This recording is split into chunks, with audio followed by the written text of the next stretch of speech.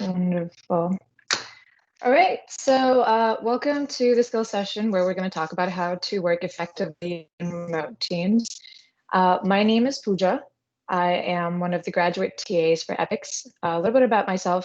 This is my first term as a TA, but I was a part of EPICS as an undergraduate student for 3 semesters in the Aero and Astro Engineering Education team, the one designs activities for Purdue Space Day. I did my bachelor's in mechanical engineering over here at, and am now doing my graduate studies in Aero and Astro Engineering with a focus in structures. So without any further ado, I'm going to go ahead and get started. I'm going to share my screen. Because I have weak internet, I am going to cut my video off and just share my screen so I don't have any bandwidth issues. And that's exactly why we're doing this presentation, so we can find ways around things like this. So let's see. All right, can I get a confirmation if you guys can see my screen?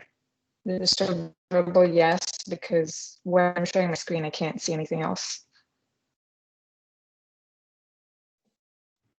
Yep. Yeah, I can see it. Wonderful.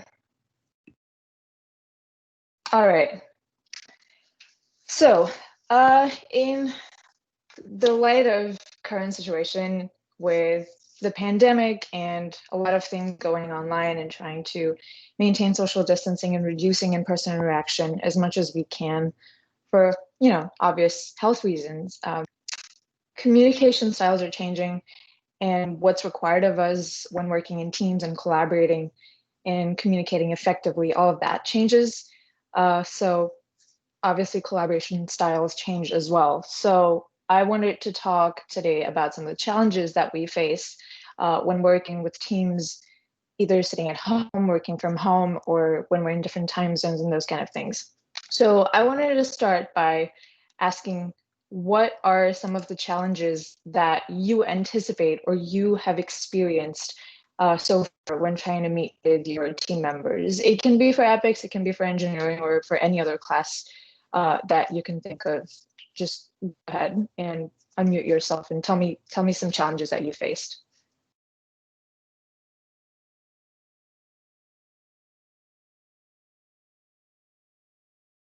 Not being able to hear the people that you're, that you're talking to somebody and they say they can't hear you. Yep. Microphone issues, volume issues. That's a good one. Anyone else? It's been harder to contact members of my team already because we didn't have an in-person meeting to start with. So if they had to leave early or something happened, I don't have their contact info and they weren't responding to emails. And because I didn't have a chance to connect with them face to face, I was having problems with getting in touch with people.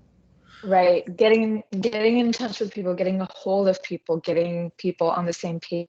That's a really good one. Any other points? I think it's kind of hard to work efficiently while everybody's also dealing with just being online and trying to figure out their own thing while adjusting to the situation. Absolutely. Getting accustomed to doing everything solo in a certain confined space and not being around the people that you're used to working with. Am I getting that right? Is that what you're trying to say? Yeah, that's it. Okay, awesome. These are great points.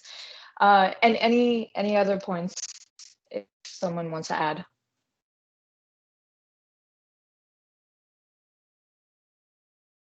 All right. So some of the obvious ones, really technical issues, like someone mentioned, you can't hear someone when they're speaking, or someone can't hear you when you're speaking. I myself just resolved this issue as of an hour ago. The headphones that I was using before this, people could barely hear me, and I had to set up a separate meeting with someone to try and test out my system, that make sure that my volume's all right and I can be heard clearly, just so I can do this presentation properly, right? So everybody can hear what I'm saying. Another issue that I had, weak internet connection, which is why I keep my camera turned off so I don't have bandwidth issues when I'm sharing my screen. And that saves me a lot of headache and people can hear me much better and it's not cutting in and out. Another common issue which can happen in some of your teams, especially if you're working with international teams like the global team or Engineers Without Borders, different time zones. There are people all across the world, our community partners all across the world that we collaborate with and that we work with. And it can be really hard to get a hold of them, work around their schedule because of the time differences. And like someone said, efficiency goes down because you're not around the people. So it's easier to ask someone a question when you're sitting right next to them versus having to, you know, write up a text or whip up an email to send to someone to ask the exact same thing. And then when you don't have that in-person interaction, you don't have that communication or that rapport with your team, especially if you haven't worked with them before. And for those of you that are first-time students and not EPICS returning students and have never met your team members before, this can be just tenfold worse, right? You've never seen these people. Maybe you saw their face in lab, but they had their camera on. Maybe you got a chance to, you know, have an icebreaker in class and talk to them about something. Maybe you haven't spoken to them outside of lab yet. So it's hard to have like a routine set up with them and to be able to find a good way to communicate with them and what works for your relationship with the rest of your team. So we're going to cover a little bit of how we can overcome these things, how we can work better when we have all these new challenges thrown in, and how communicate effectively with our team and be efficient. So how do you overcome it? I guess the first step to every good team relationship is effective communication. And this goes without saying if it's pandemic time or non-pandemic time, right? This slide, I would say, applies in any scenario, but especially now, it's a lot more important because you don't have the face time with the people that you usually work with. This is mostly completely online, or you're only meeting in person if you're doing some kind of fabrications, if you need to meet in the wood shop, or you're going into the build lab to fabricate something, right? So the first point I would say is to be transparent. Make your availability known to your team. Let them know what are the hours of the day that you're reachable. Set aside that time if you need to, that, hey, on Tuesdays and Thursdays, I have this hour between classes where someone has any questions, feel free to reach out to me, talk to me, and that kind of stuff. So Microsoft Teams, in that sense, is an amazing resource for that because it almost like Facebook, I guess you could say, shows if you're online or offline or busy, or it'll even show a do not disturb if you're in the middle of a call. So it has that amazing feature which allows the rest of your team members to know if you're reachable or not. So it's a good, transparent way for them to reach out to you, to know what your schedule looks like, and if now is a good time or not to work on something, have a quick 5-minute check-in session, or have that hour-long meeting that you needed to talk about something. And then the next thing is regular status updates. That's not just status of whether you're online or offline, but also in terms of where you're at with the task that you're working on, right? Say if week 1 you had a breakout meeting with your sub team and you were talking about going through previous semester's documentation and you found some interesting information, you might want to let your team members know, hey, I think I found something that'll be relevant to us to help us move on to the next phase of this project. Or I feel like I found some information that was not known to us before and is a really crucial piece of information that will help, you know, iterate this design to its next phase. So those kind of things, it's really important to make sure that your team members are aware of those things, because now that you're not going to be in the same room for those 2 hours of lab time, you can't guarantee for sure they're on the same page as you, or if they've seen the same things as you. So in times like these, it's a lot more important for you to ensure that they are seeing the same things as you are and they're on the same page as you are. And for that, you need to be transparent and communicate that. Next is ask for help when you need it. Just as they may not be on the same page as you, you may not be on the same page as them. So if you feel like your team members are working on something and are aware of something that you feel like you're not privy to or you haven't caught up to them, reach out and ask for help. because they're not going to be able to see you struggling, right? If they're not meeting you in person, if your camera's turned off or something like that, they won't be able to see that you're having a difficult time with, say, you've fallen sick or you need to quarantine. That's personal information that, you know, they necessarily won't know about, but you have to effectively communicate that to them in any way that's comfortable to you, that, hey, I had something come up, I don't think that I'll be able to work on so and so day, can we try and work around that? You know, try and be flexible. But again, comes back to the fact that be transparent, let your team members know what's going on, just to make sure you're on the same team, because that face-to-face time is cut down by a lot now. Next would be approachable. Body language is something that subconsciously we rely on a lot in daily life, but we don't have that luxury anymore, right? We won't be able to see if someone doesn't to be agreeing with you or doesn't seem to be understanding what you're trying to say. So it's always important to sort of, you know, make that, this also circles back to that transparency part, make whatever you're trying to say very clear and precise. So it doesn't come off as, you know, something that could have double meaning to it, something that could come off as condescending, or something that could come off as, you know, trying to brush them off or brush off their idea. So it's important to use a kind of language that, when I say promotes growth mentality, what I mean to say is that encourages them, if they're having issues with a certain piece of the task that they were assigned and they reach out to you for help, instead of being like, oh, I know, you'll figure it out, or just like go and ask the TA for help or something like that. Maybe something that might be more helpful would be, hey, okay, I don't think I know the answer to this either. Let's go figure it out together, right? Because if you said the first sentence in person, that may not come off as, you know, rude or cut off as it was sounding when you say it through a text. So the meaning and the sentiment behind different sentences can change when you're not having somebody's body language to read into. So make sure you're being, you know, cognizant of that fact, and that you're being accommodating of people who need to have that extra assistance or help. So just make sure that you're being approachable when you talk to people. And yeah, you're a resource to your team, so expect people to come to you with questions, or you could be the person who's going to someone on your team for assistance and relying on your team members. And that's exactly what you're there for, right? You each have your own strengths.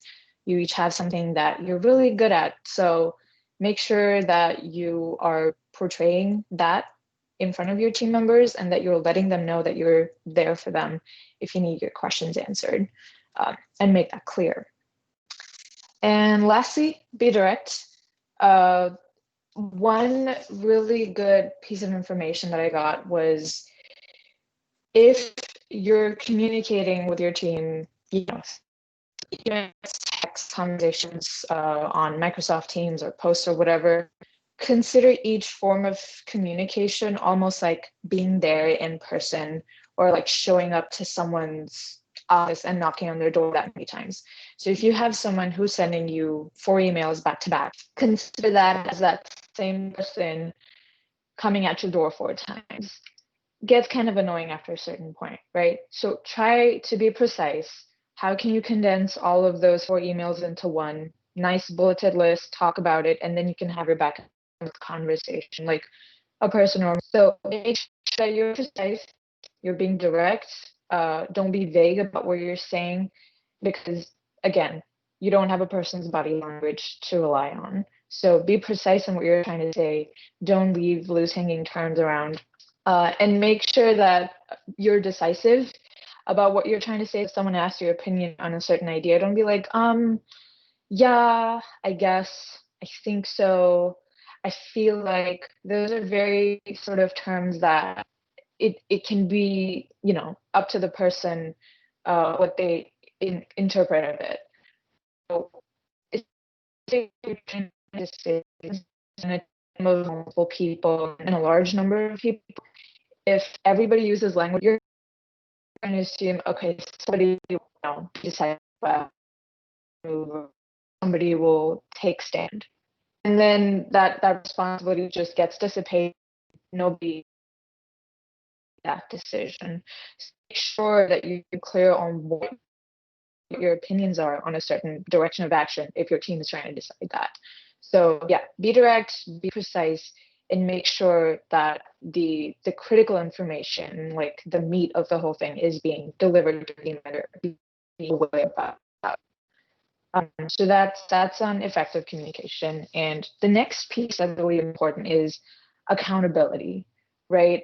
We just heard about people, someone saying that they aren't able to reach the people on their team. They aren't able to get a hold of them to hold those meetings or set up a time that works for it. So how can we work around that? How are we going to hold our team members accountable for the tasks they do, and accountable for contributing equal to the team?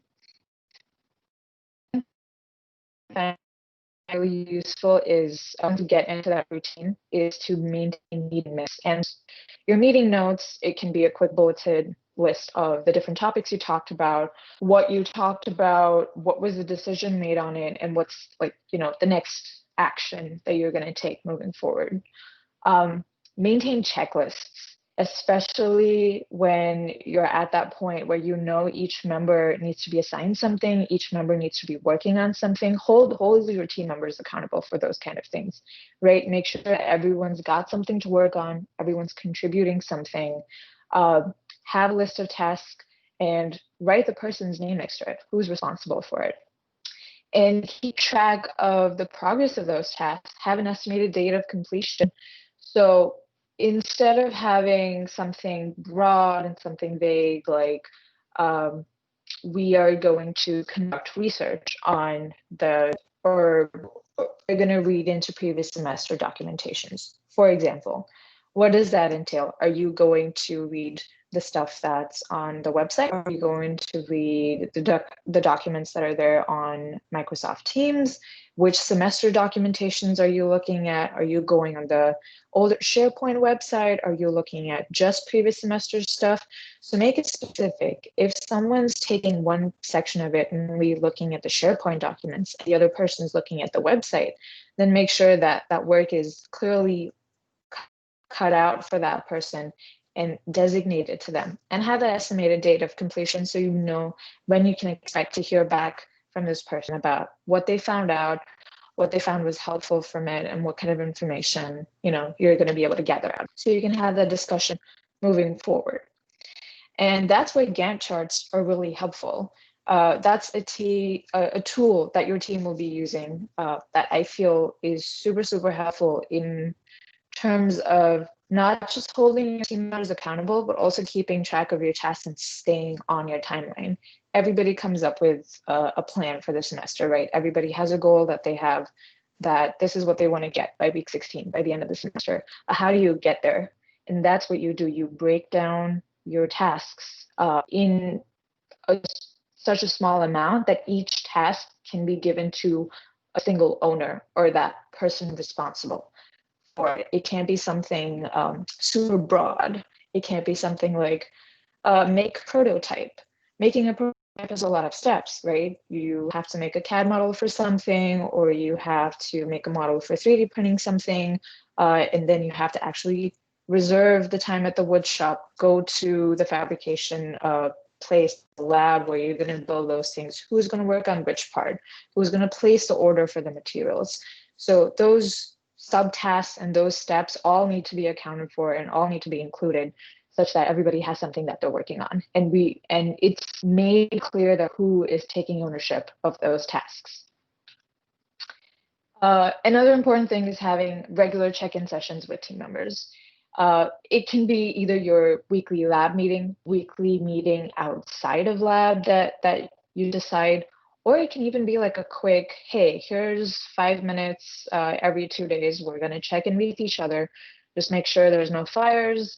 Everybody's got everything under control. If somebody needs immediate assistance, what can we do to get that taken care of? What can we make sure that we stay on track and we're equipped to do what needs to be done to get to our final goal? It's really important to have that conversation with your team on a regular basis, because it's easy to lose track of what's happening, again, especially when you're not in person. Out of sight, out of mind. You just assume that that person's working on their thing.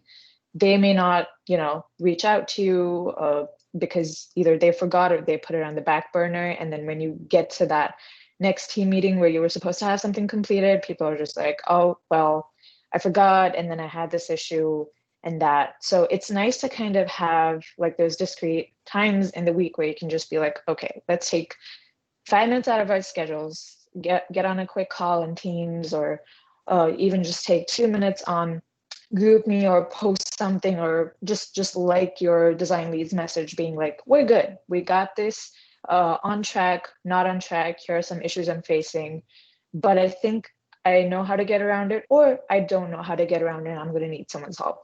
So that really helps keep not just your team members in check, but also keep that timeline in check and make sure that everything's progressing smoothly.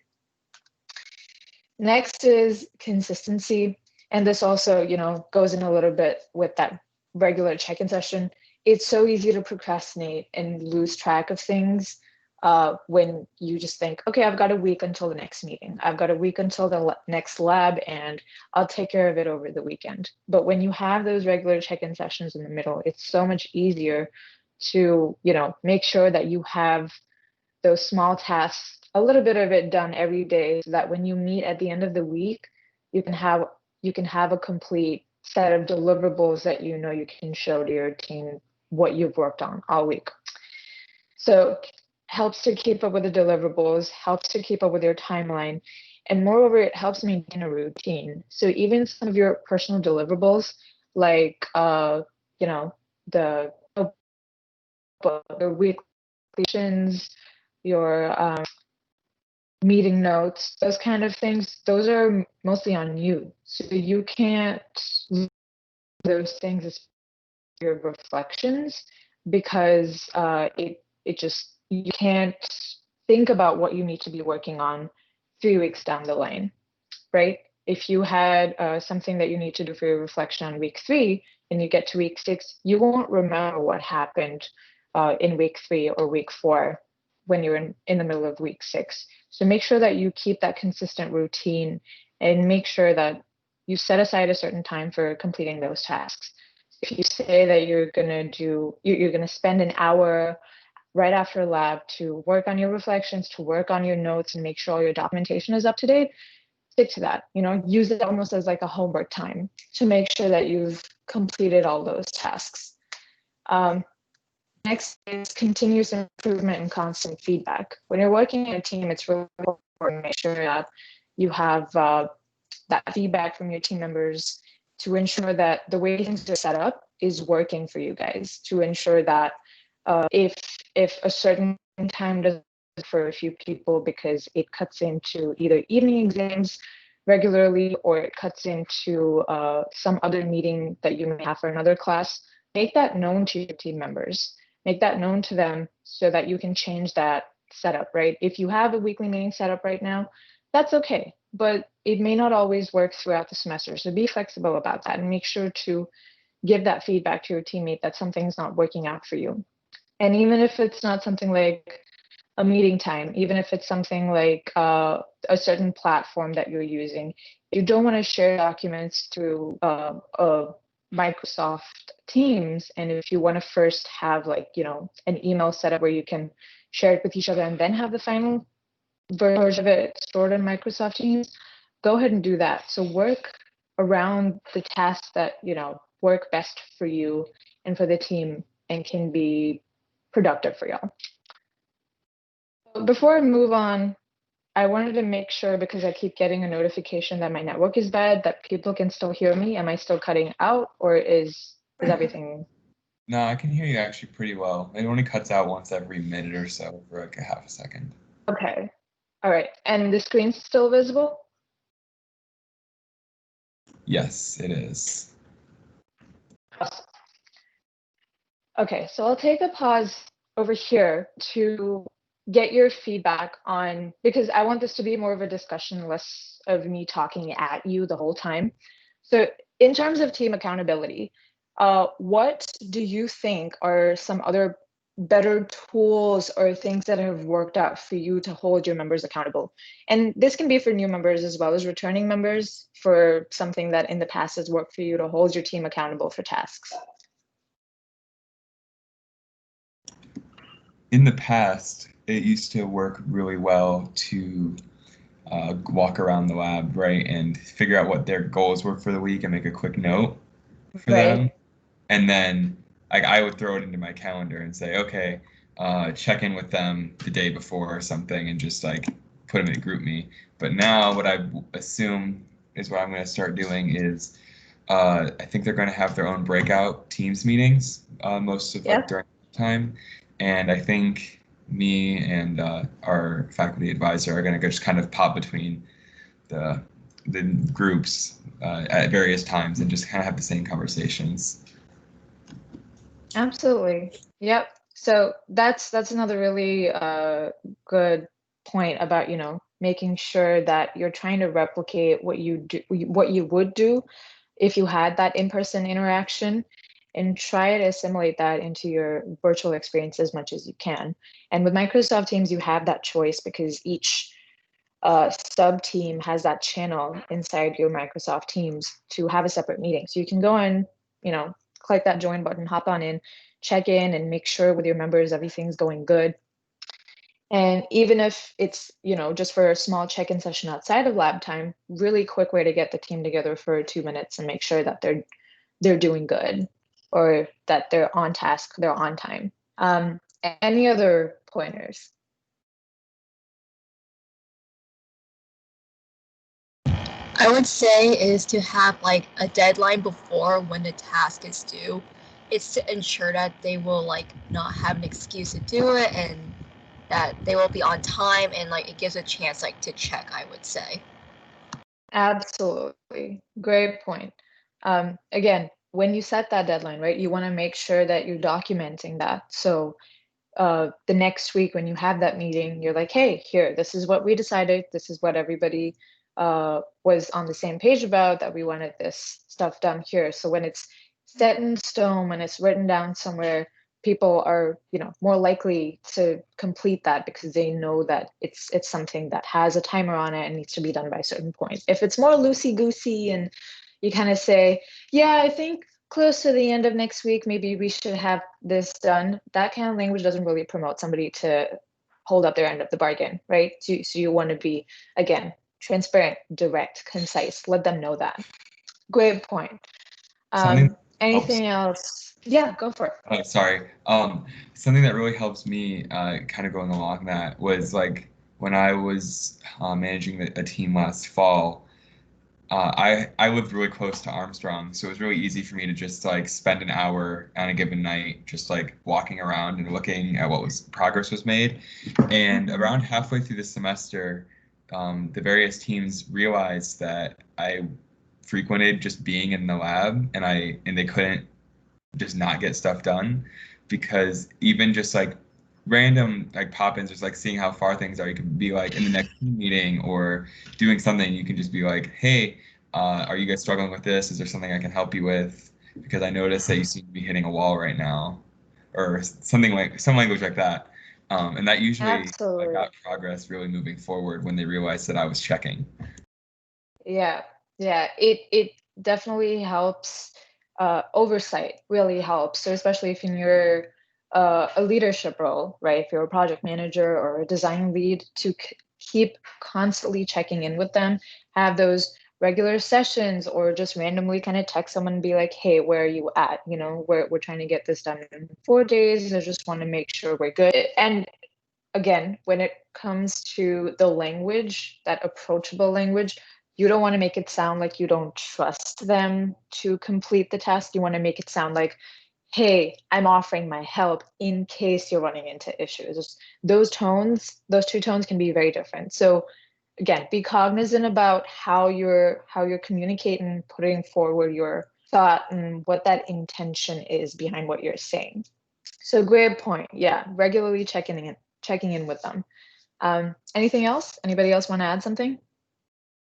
Last semester I had a team that like went virtual because of COVID, and what we were able to do is, so we had our weekly meetings with the entire team, and then we assigned tasks at the end of those meetings that were expected to get done within the next week. And then we would have like a midway through the week check-in, like a Zoom call with everyone, and we just made sure that everybody was on task and getting things done, or if someone needed help, another team member could help that person with what needed to get done. Perfect. So yes, check-in sessions work. That's good. Something that I guess I can throw in from my experience.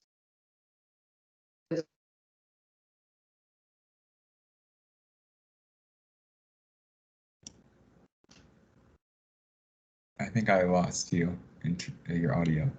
Summer I was working with, and can you hear me now? Yeah, I can hear you now.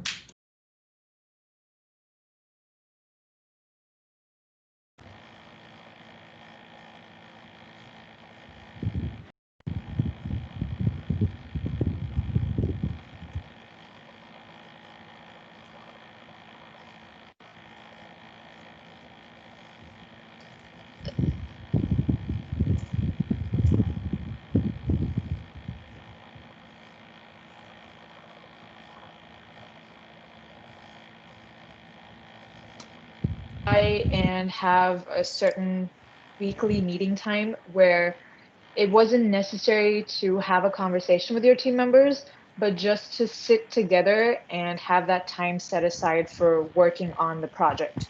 So, for example, Tuesdays and Thursdays between 3 to 5 p.m., even if we don't have any issues that we need to bring up with people, we don't have any help we need to ask from someone or updates to give, it's just time set aside for us to work on our own tasks. And everybody was in on the same call, camera turned off or mic muted or whatever, just knowing that people were one button click away to talk.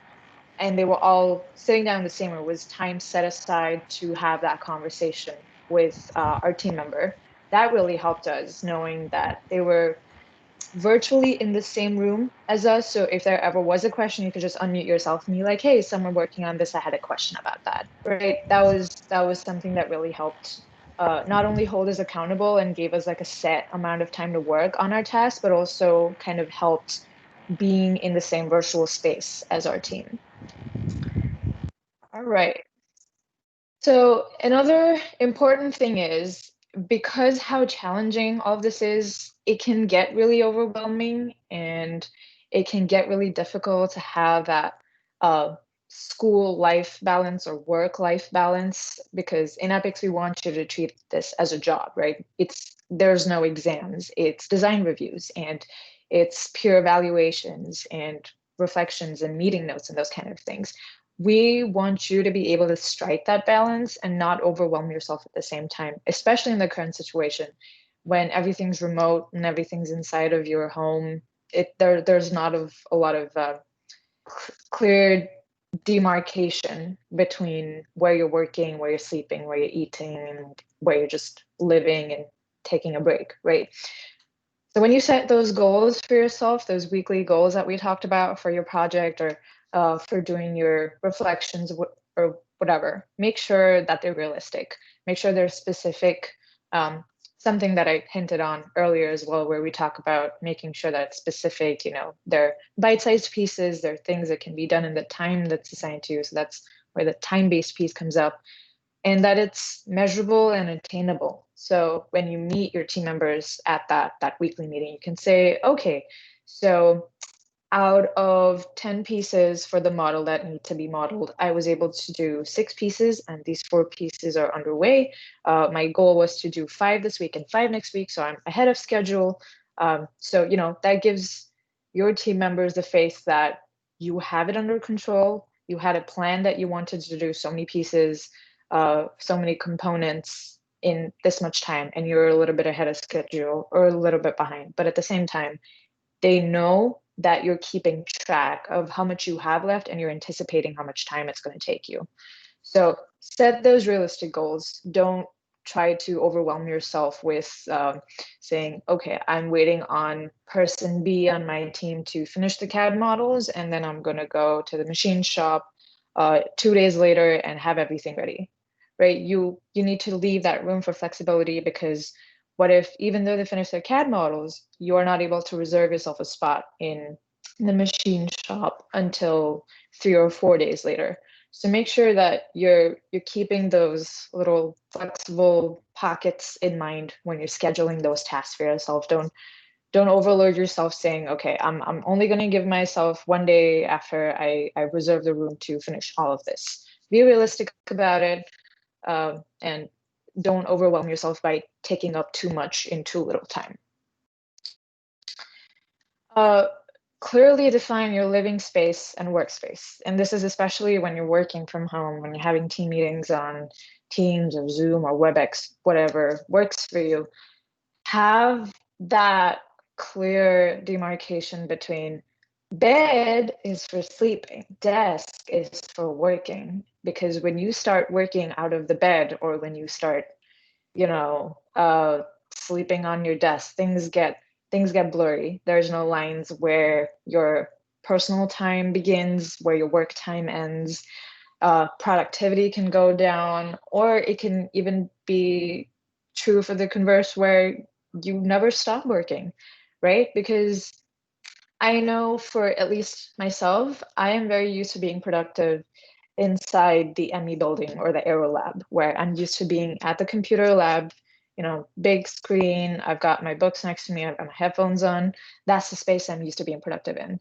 When I come back home, it's usually just I use my desk for checking emails, doing a little bit of homework, or just like wrapping up some finishing touches to a report, and then head straight to bed. I try not to keep my laptop in bed to do any work, because usually that just leads me to being in a reclined position and falling asleep. And I'm pretty sure that's happened to a lot of us, for sure. So I would highly recommend that, even if it's not your desk, even if it's a dining table, or you want to go to the couch in the hall, somewhere outside of your room, if that works for you, to make sure that this is where I work. So this has got to be my productive zone, and this is where I'm going to take time off to take a break. And that's going to be my bedroom or the gym or whatever works for you. With different living spaces, that setup can look different for each person. Take breaks. You're not a machine, you're a human.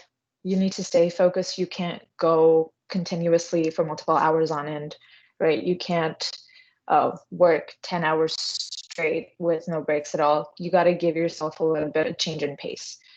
Take a walk around your block, stretch a little, go to the gym for an hour, read a book, watch an episode of something.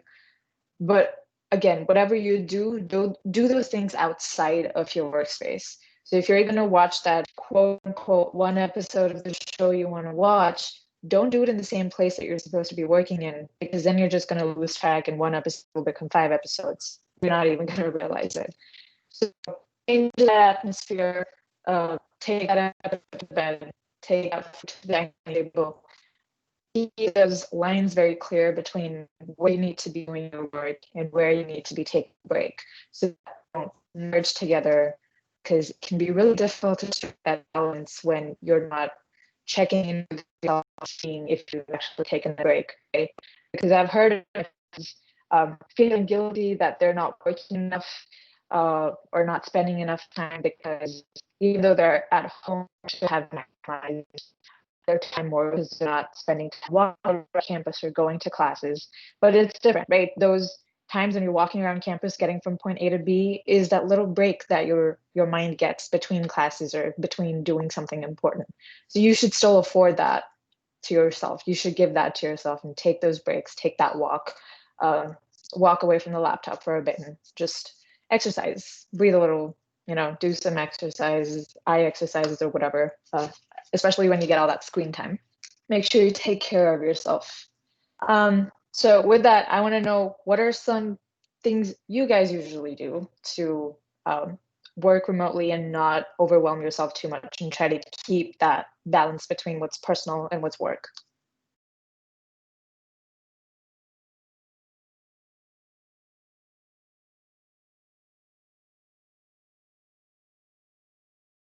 Someone? I was actually gonna offer up something that was more opposite of that. I know at least the way that university residences has a lot of the dorms set up right now makes it extremely difficult to have a division between your work setup and your school setup. A lot of them have their bed right next to the desk, whereas it typically might have been in another room or something. And I know that can be really challenging for people. Like if you sleep and you can like literally roll out of bed and fall into your desk chair, that can be you can see how that could get like your life could get monotonous and lack meaning. But I think like I know like for our team we're gonna try to have at least like separated but somewhat in-person meetings at least once a month for the teams, just to kind of like get them out of their room, because I know so many of my classes are continually moving closer and closer to fully online, and so I'm like, EPICS might be the only way that some of my students actually leave their room, other than to eat. Like, yeah, no, that's a great point. Getting people out of that zone, because in dorm rooms it can be so much more clustered and cluttered. It's hard to have that demarcation. No, great point. One thing my team is doing this semester, we're at least we're gonna start it and see how it goes. Because since we're not seeing each other in person, we're losing that team dynamic. So we're doing an optional, like socially distanced lunch before our labs. So if anybody wants to come out, they can spread out and just talk and get to know, because my team is a lot of sub teams. So the sub teams can mingle more. And also it's a way to like get people out of their rooms, because I know like I'm spending all day in my room rotating between locations in my room. So like getting wonderful. So getting us to go outside, meet up at a central location and spread out and do icebreakers or just mingle more like we would in the lab, but we can't consistently. Yeah, that's a great point. That's something you guys should keep in mind. Your team doesn't just have to be for work, right? They are going through the same experiences as you are, so they're also great people to talk to and, you know, connect with outside of EPICS, outside of lab time. Have those lunches, have that one-on-one connection with them, do what you can, obviously in a safe manner, following the Protect Purdue pledge, but give yourself that room to get that bonding and that team rapport together. I really like that idea with the lunches, the optional lunches and icebreakers and that kind of stuff, where your team doesn't just feel like these are 5 people that I have to get this project done with, but 5 people that I work with and 5 people that I get along with, 5 people that I can grab lunch with once in a while. You know, they become friends and not just team members. So having that rapport really helps. Awesome. Anything else?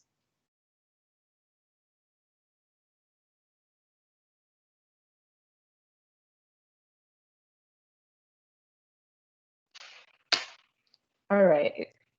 So now I'm gonna talk a little bit about general meeting etiquette, because it's not so general sometimes, not so common. These are just some rules of thumb to follow when you're in a meeting, either with your team or if you're talking to your project partner, or it can be for any other class, right? This is just in general when you're on virtual meetings with people. If you're not the person talking, keep your mic muted, because there can be a lot of background noise, right? I was on a meeting with someone the other day and they were sitting by their window, their mic was unmuted, and I could hear the traffic outside. That's not quite conducive to productivity. You're more focused on the horns honking and not quite on what they're saying. So that's something to keep in mind. But the flip side of that is also, when you do start speaking, don't forget to unmute yourself, because that happens to a lot of people. It's happened to me a couple times, especially in classroom discussions, where you think you're talking, but you're actually muted. And then someone points out to you, hey, I can see your lips moving, but I don't hear anything. So that's one of those new communication skills that we'd have to build working around virtual teams. There's that change in how things work now, right? Keep your video on to stay engaged, especially when it's not a classroom setting and you're talking to your team members and you're discussing something. Because if you have your video turned off and if someone's talking about a certain thing and there's not a lot of feedback or engagement from the other team members, it's easy for them to assume that you're just on your phone. It's easy for them to assume that you're just, eating a bowl of cereal, and it kind of feels like you're talking to a wall at that point with mics muted, camera turned off, all that stuff. So make sure that you're staying engaged in some form. Either keep a video on, if that works for you, if that creates technical issues for you, like it's doing for me right now, where I have to keep it off to save bandwidth so I can share my screen, then, continuously keep checking in with the person who's talking, being like, yep, agree with you, or yes, I think this is what we should do, add your opinion. Keep engaged, stay engaged, keep adding to what they're saying so they don't feel like they're talking to a room of empty people or just a screen. Try to keep it professional, and this is more for when you're having meetings with your community partners, right? If you're in your room or in your house or something like that, make sure that your background doesn't have any weird stuff or posters or something that's controversial or offensive. Have those inappropriate things moved out. I know there's people who will cut out the beer cartons and stick that on their wall. Not quite the professional vibe that we're getting if we speak to our community partners, right? So make sure that you don't have those kind of things when you're talking to your community partners or team members. Meeting minutes, document everything. This is circling back to, it helps keep everybody accountable. It helps keep track of what you talked about. It's easy to forget that, oh yeah, I think we discussed this, but I can't remember what we decided for it. So use your notebook. It doesn't just have to be the project archivist's job to document everything. It isn't their job. They just have to make sure that the important documents are there. But it's your responsibility for yourself and for your team to make sure that whatever you're discussing is written down somewhere, and it's written in stone. Just showing up to meetings. I know people want an agenda when they come to meetings. They don't know what to expect. They don't know what the meeting is about. So have a clear set of, okay, we're meeting now. It's a good time for me to ask them about these things that I was struggling with, or these two things that I wasn't sure of, or this information that I came upon that might change, the course of our decision that we're making. So make sure that you have like a little list. What I like to do is just have like a little Post-it note on my desktop. Point 1, point 2, point 3. When you have that meeting, if that topic comes up, you can talk about it then, or at the end when there's, set a little time aside for questions and concerns, you bring that up then and you talk to them and say, this is what I was thinking about, or this is what I found. And at the end of every meeting, make sure to confirm that you're meeting next at so-and-so date and time with that agenda. Again, that agenda being your goals as to what you expect to complete by then, or if you're just going to check in with them and check the progress by then. Just make sure that you're all on the same page about what you expect to have done by the next meeting, by the end of the meeting that you're in. So I want to know, what are some of your pet peeves when you're meeting with someone that don't quite follow the meeting etiquettes, or that you would like to add to this meeting etiquette list, I guess? Go for it. I would say just like people being afraid to unmute their mic. If like I'm having a meeting and like in person, yeah, there's a lot of awkward silences, but like you don't have the body language right now, like you said. And so like just anyone being like, oh yeah, I hear you, or sometimes just like even a confirmation that like, oh, I heard what you said, but I have a comment on it. Like just kind of like, because otherwise you don't know if anyone heard it. Yeah, no, absolutely. It's a good point that you bring up, because with your cameras turned off and your mics turned off, it's easy to just kind of act like you're not there and passively just hear what's going on instead of engaging in it. So don't be afraid to unmute yourselves and participate in the discussion that's going on. Your opinion is valued in your team discussion, so don't forget that. Great point. Anything else? I would say a presentable appearance. Like, you don't want to look like too messy, like even if in your room, like at least look a bit appropriate for others that you're serious, I would say. Yep, yep. Good point. You don't want to look like you just rolled out of bed, right? You want to look a little put together. I'm not saying wear a three-piece suit, but just clean clothes, comb your hair, hydrate yourself, just look like you're present there mentally and physically. Yeah. Any other additions?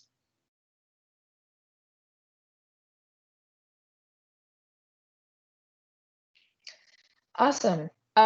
So what I'm gonna do is I've got this really cool video that I have here. Someone pointed out to me. Let me know if you can hear the audio.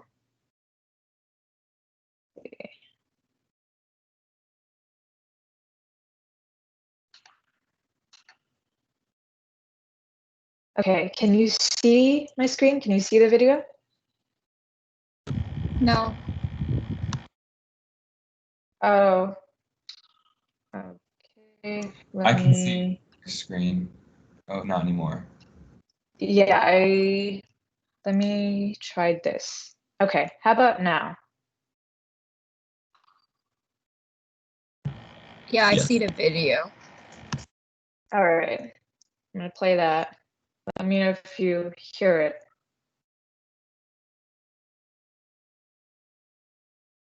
There seems to be no sound.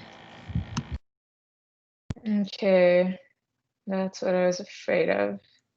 So we've got our subtitles turned on, but what I'm going to do, because this is not quite helpful if you can't hear it, we will be sharing this PowerPoint with you at the end of the presentation. Andrew will send it to you through some platforms. I'll make sure that you guys have that video, but it's pretty much a summary of what we've talked about, right, over this hour. What's really helpful during these remote meetings and things to keep in mind when you're working remotely and when you're not quite having that in-person interaction with your team members. But yeah, that's what I had to talk about. There's one more slide in there about some CAPS resources if you're feeling super overwhelmed, because these are challenging times and this is really difficult for some people, not being around other humans and being isolated for the most part. But if you're in a dorm, you probably don't have that problem because you might have a roommate. But at the same time, if you need help, reach out, ask for it, talk to your TAs, talk to your advisors if you need some special considerations. Keep those channels of communication open because we're there for you. We want to be able to help you through these projects as much as we can and make sure that you guys are learning something and building your skill set and achieving your goals at the end of the semester, right? So with that in mind, did anybody have any closing thoughts or remarks that you want to add to all of this or something that you wanted to talk about, seeing that we are on our last 7 minutes? I want to open it to you guys. It can be about anything with, the remote teams that you think we haven't covered here.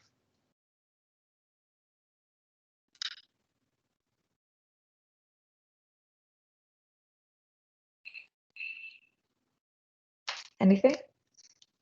No, I think this is really helpful. I know I took a lot of notes for how I'm going to conduct meetings in the future. Cool. Glad that I was able to give you some helpful information. Were there any questions that anybody had about what we covered today?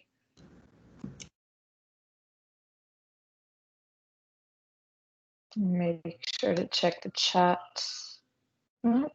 Nothing in the chat. All right.